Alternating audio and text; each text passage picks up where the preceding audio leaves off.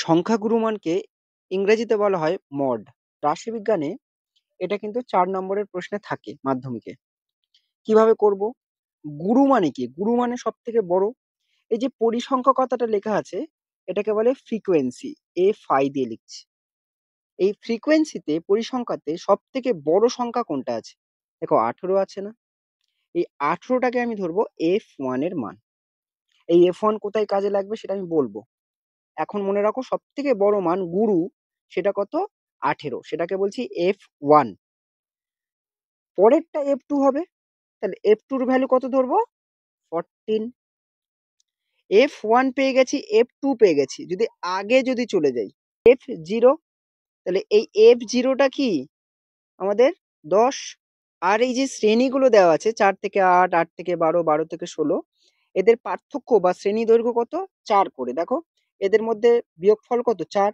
দেখো ১৬ থেকে ২০ থেকে ১৬ বাদ দিলে ৪, ২৪ থেকে ২০ বাদ দিলে ৪, ২৮ থেকে ২৪ বাদ দিলে ৪। প্রত্যেকের বিয়োগফল কিন্তু ৪। সেটা হচ্ছে কি?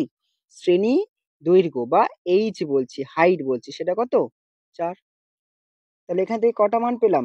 F1 পেলাম, F2 পেলাম, F0 পেলাম, আর H পেলাম। ভ্যালুগুলো বোঝা গেছে? কি কি পেলাম সেগুলো আমি কাজে লাগাবো। এবার সবথেকে বড় যে ফ্রিকোয়েন্সি পেয়েছিলাম, পরিসংখ্যা পেয়েছিলাম, তার শ্রেণীটা খেয়াল করো।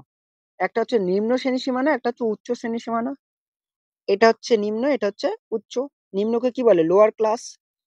একটা এল এর ভ্যালু লাগবে, লোয়ার ক্লাস। এই এল এর ভ্যালুটা হচ্ছে কত? ১২। আপার ক্লাস মানে কত? ১৬, কিন্তু আপার ক্লাস লাগবে না।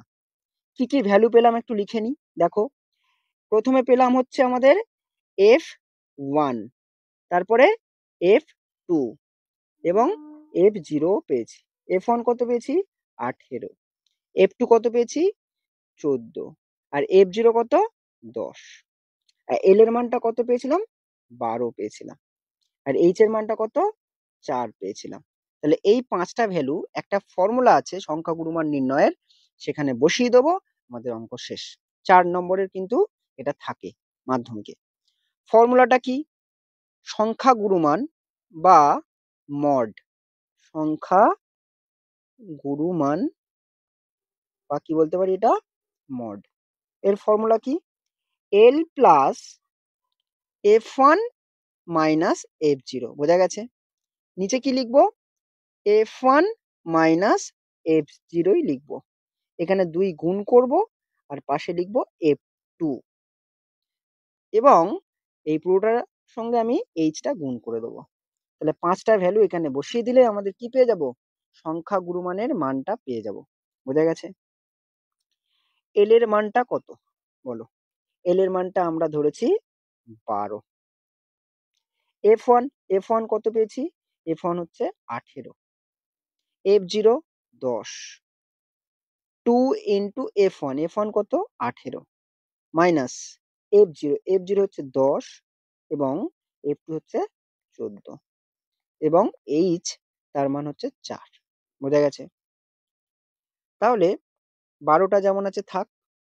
১৮ থেকে ১০ বাদ দিলে ৮। নিচে কত আছে? ১৮ দুগুণে ৩৬। মাইনাস মানে কি? যোগ করব। ১০ আর ১৪ যোগ করলে ২৪। মাইনাস বসাবো। আর পাশে কত আছে? ৪ গুণ আছে, মানে কি এর সাথে গুণ করে দাও। তাহলে ১২টা যেমন আছে থাক। ৮ ইন্টু ৪ যেমন আছে থাক। ৩৬ থেকে ২৪ বাদ দিলে ১২। কাটাকুটি করো। তাহলে কত হচ্ছে? ৩ ৪ এ ১২। তাহলে ১২ প্লাস 8 আর নিচে কত? ৩। 8 কে ৩ দিয়ে ভাগ করে নাও, কত হচ্ছে দেখে নাও।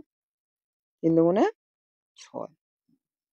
পয়েন্ট দিয়ে ০, ৩ ৬ ১৮, তাই না? আবার দেখো পয়েন্টের জন্য ০, তাহলে এই ভাগ কি মিলবে? মিলবে না।